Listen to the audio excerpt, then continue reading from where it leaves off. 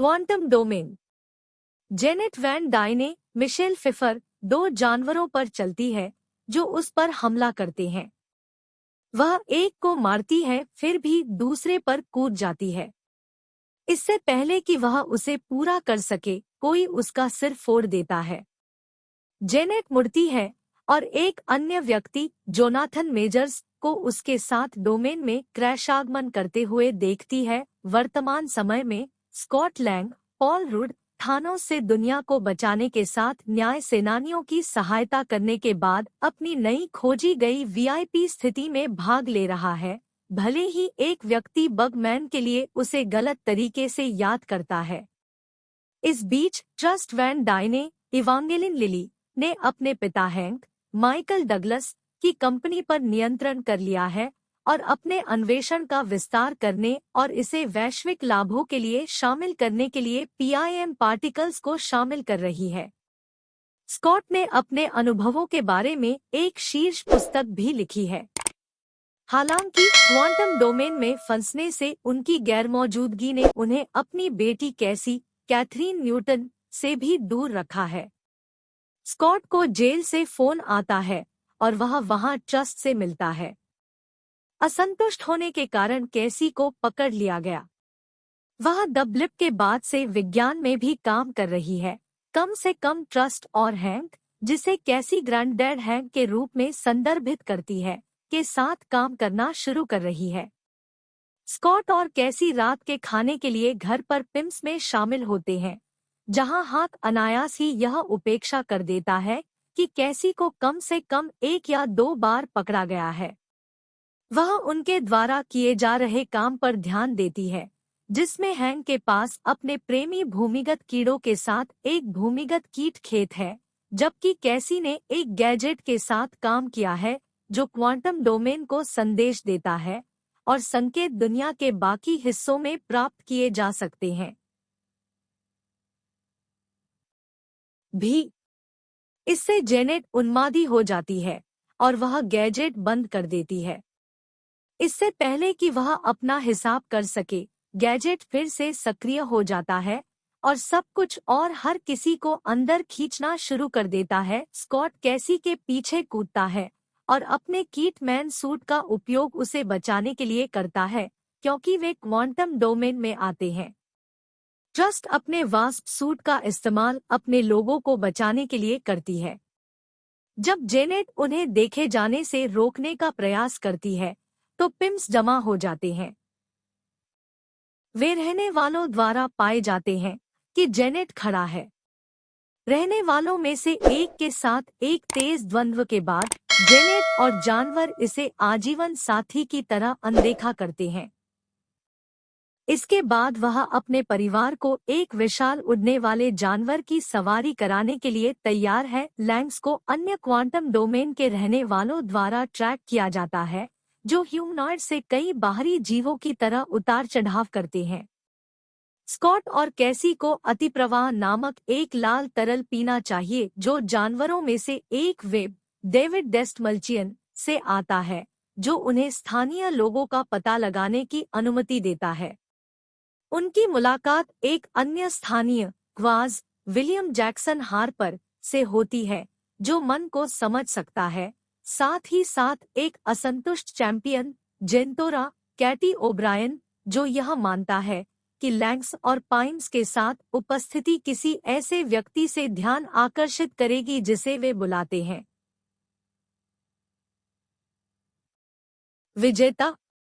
जब Scott Janet के नाम का उल्लेख करता है, तो जेंटोरा अधिक संदिग्ध हो जाता है। जेनेट हाक और डिजायर को अन्य क्वांटम स्थानीय लोगों से भरे एक बार में ले जाती है। वे मास्टर क्रिलर, बिल मरे, नामक एक व्यक्ति से मिलते हैं, जिसे जेनेट ने उसके समय के दौरान पता चला और उसके साथ संबंध होने का अनुमान लगाया। जबकि जेनेट क्रिलर को मदद करने का प्रयास करती है, वह उसे बताता है कि वह कंग के लिए काम कर रहा है। विक्टर ने पहले ही संकेत दिया था। क्राइलर इसी तरह काम के सबसे उल्लेखनीय हथियार, एक motorised organic entity plant exclusively for killing, MODOK, को इंगित करता है। कांग के साथी पाइम्स को पकड़ने के लिए आते हैं, लेकिन वे युद्ध करते हैं और हैंक क्रिलर को पाने और उसे उछालने के लिए एक विद्रूप जानवर को बड़ा करने के लिए अपने विकासशील हलकों में से एक का उपयोग करता है। परिवार फिर अपनी नाव लेता है और भाग जाता है। मोडोक दिखाई देता है और राजनीतिक असंतुष्टों के एक हिस्से को विघटित करना शुरू कर देता है। तबाही में कैसी ने खुलासा किया कि उसने अपने मनोवैज्ञानिक की मदद करने और विकसित होने के लिए अपना खुद का सुपर सूट पहना है। एमओडीओ के धीरे धीरे स्कॉट और कैसी का सामना करता है और खुद को डैरेन क्रॉस कोरी स्टोल के रूप में प्रकट करता है, जो स्कॉट के साथ अपनी लड़ाई को सहन करता है जब वह उपपरमाणु चला गया और अपने येलो जैकेट सूट को मिटा दिया, जिसने क्रॉस के शरीर को विकृत कर दिया और उसे माइनस्क्यूल के साथ एक राक्षस सिर के रूप में छोड़ दिया। उपांग और एक ढीला चेहरा। वह व्यक्ति भी था जिसने कैसी को संदेश दिया कि उसने उत्तर दिया। एमओडीओ के फिर उस बिंदु पर दोनों को काम ले जाता है। बाहर जाने पर जेनेट हैंक और ट्रस्ट के सामने अपने समय के बारे में सब कुछ कबूल करती है। जब वह काम से मिली थी तो उसने उसे यह एहसास दिलाया कि वह एक और खोया हुआ यात्री है और वह क्वांटम डोमेन से उन्हें बाहर निकालने के लिए अपनी नाव को ईंधन देने में उसकी मदद कर सकती है, यह वादा करते हुए कि वह उसे भरोसे में बहाल कर देगी। जेनेट को अपनी नाव के केंद्र का पता चलने के बाद उसने पाया कि उसकी नाव को उसके दृष्टिकोण से ईंधन मिला था।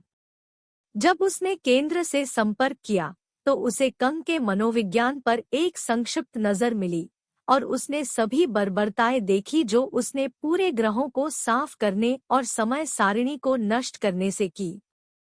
कंग ने जेनेट को यह कहते हुए शामिल करने का प्रयास किया कि वह इसे इस लक्ष्य के साथ कर सकती है कि वह ट्रस्ट के युवा जीवन को कभी याद न करे, लेकिन उसे एहसास हुआ कि इसका मतलब यह होगा कि उसके परिणामस्वरूप अन्य ब्रह्मांड जीवित रहेंगे। यह देखते हुए कि वह एक जानवर था, जेनेट ने अपने वास्प सूट का उपयोग बीच में ले जाने के लिए किया और खुद को या काम को दूर होने से बचाने के लिए इसे एक विशाल आकार में विस्फोट कर दिया। स्कॉट और कैसी कंग से मिलते हैं, जो अलग अलग समय सारिणी में अलग अलग न्याय सेनानियों को मारने के बारे में बताते हैं। वह अपने केंद्र को वापस पाने में स्कॉट की सहायता का अनुरोध करता है, कैसी को मारने के लिए कदम उठाता है और स्कॉट को हमेशा के लिए दूसरे को याद रखने की शक्ति देता है यदि वह मदद नहीं करता है। स्कॉट झिझकते हुए सहमत हो जाता है, लेकिन यह स्पष्ट करता है कि अगर वह कैसी को नुकसान पहुंचाता है तो वह काम के लिए आएगा। स्कॉट को इसे पुनर्प्राप्त करने के लिए केंद्र के क्षेत्र में नीचे गिरा दिया जाता है, लेकिन उसे पता चलता है कि मोडोक क्या है। संभावित तूफान कहता है, जिससे कई सारे स्कॉट उभर आते हैं। जब ट्रस्ट स्कॉट को समझता है तो पिम्स उस क्षेत्र से उड़ जाते हैं। जैसे ही वह मदद के लिए नीचे आती है, वह अपनी संभावनाओं से घिर जाती है। स्कॉट की संभावनाएं यह पता लगाती है कि उसकी मदद कैसे की जाए, क्योंकि उनका पूरा सामान्य उद्देश्य कैसी को बचाना है। ट्रस्ट स्कॉट की मदद करता है और वे केंद्र को एक साथ नीचे गिराते हैं। ट्रस्ट और जेनेट स्कॉट की मदद करने की कोशिश करते हैं क्योंकि उसके पास केंद्र है, लेकिन कंग ने कैसी को जाने देने की अपनी योजना पर पीछे हटते हुए उससे इसे लेने का आभास किया। वह जेनेट को भी अपने साथ ले जाता है और उसके पास मोडोक है। इसमें हैंक के साथ नाव को नष्ट कर दें, हालांकि वह मिल जाता है। जब जेनेट ने काम को एक जानवर कहा तो उसे एहसास हुआ कि वह अपने कई रूपों में से निष्कासित है और वह स्वीकार करता है कि वे मल्टीवर्स में अलग अलग प्रतिकर्षण के लिए उत्तरदायी है। उनका मानना है कि क्वांटम डोमेन से उनका दूर होना उन्हें मानवकी के लिए आने वाली घटना की कमान संभालने की अनुमति देगा। हैंक के कीट खेत से कीड़े दिखाई देते हैं। स्पष्ट रूप से समय हटाने के बाद जिसने उन्हें लोगों के मुकाबले कम समय में विकसित होने में मदद की है। वे स्कॉट और डिजायर को कांग के किले के लिए एक लाइन बनाने के लिए हाक की सहायता करते हैं। इस बीच कैसी ने अपने मुकदमे का इस्तेमाल जेल में अनुबंध करने के लिए किया और कांग के शिखर पर पहुंचने के लिए जेंटोरा और अन्य विरोधियों को मुक्त कर दिया। जिस तरह कंग एक बड़ा दुष्ट भाषण देने की कोशिश करता है, कैसी उसे नियंत्रित करता है और सभी को कांग से लड़ने के लिए शिखर पर जाने की सलाह देता है। विभिन्न कट्टरपंथियों को मुक्त कर दिया जाता है और कांग के गुंडों को रोक दिया जाता है। MODO के कैसी के लिए जाता है, फिर भी वह गोलियत को बदल देती है और उसे नीचे गिरा देती है। जाने से पहले वह उसे समझाती है कि उसे चतुर बने रहने की आवश्यकता नहीं है। स्कॉट बड़ा हो जाता है क्योंकि वह अपनी व्यवस्था से मुकरने के लिए गुस्से में कांग की ओर दौड़ता है। वह कैसी के साथ फिर से जुड़ता है और यह देखकर प्रसन्न होता है कि वह भी गोलियत है। हाक कीड़ों को भगाता है, साथ ही एक राक्षस मेचा कीट शिखर की ओर। कांग क्रांतिकारियों के खिलाफ अपना खुद का हमला करता है। हालांकि मोडो, जब से उसने पक्षों का आदान प्रदान किया है, वह अपने स्वयं के हमले के लिए जाता है। वह डैरेन के रूप में मरने का फैसला करता है और जैसे ही वह धूल को काटता है, किंवदंतियां उसके पास खड़ी हो जाती हैं। किंवदंतियां शिखर की ओर बढ़ती हैं, जहां जेनेट ने कांग के केंद्र को तय किया है और वापस जाने के लिए प्रवेश द्वार खोल दिया है। स्कॉट ने कासी पर हमला करने से कुछ देर पहले कैसी को धक्का दिया।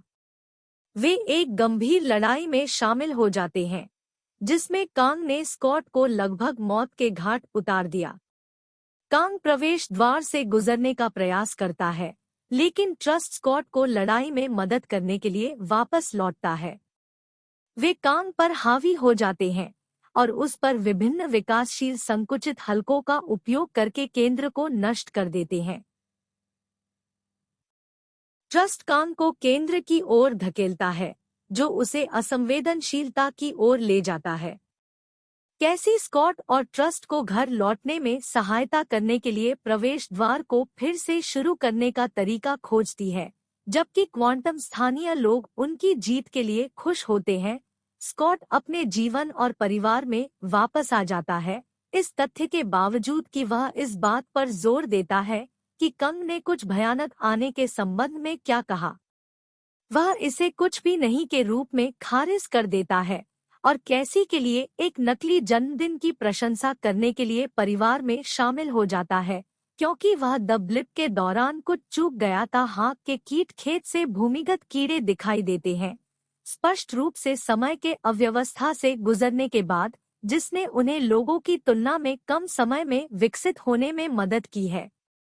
वे हाक को स्कॉट और डिजायर को कांग की किलेबंदी के लिए एक रास्ता बनाने में मदद करते हैं।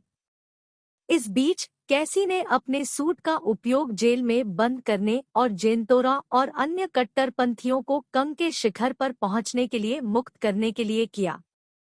जैसे ही कंग एक प्रमुख निंदनीय भाषण देने की कोशिश करता है, कैसी इसे पकड़ लेता है और सभी को कंग से लड़ने के लिए शिखर पर जाने की सलाह देता है। अलग अलग पाखंडी मुक्त हो जाते हैं और कंग के गुंडों को भगा देते हैं।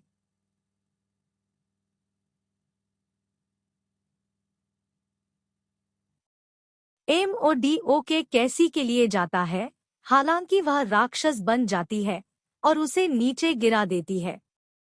जाने से पहले वह उसे समझाती है कि उसे घृणित बने रहने की आवश्यकता नहीं है। स्कॉट जबरदस्त हो जाता है क्योंकि वह अपनी व्यवस्था से मुकरने के लिए गुस्से से कांग की ओर दौड़ता है।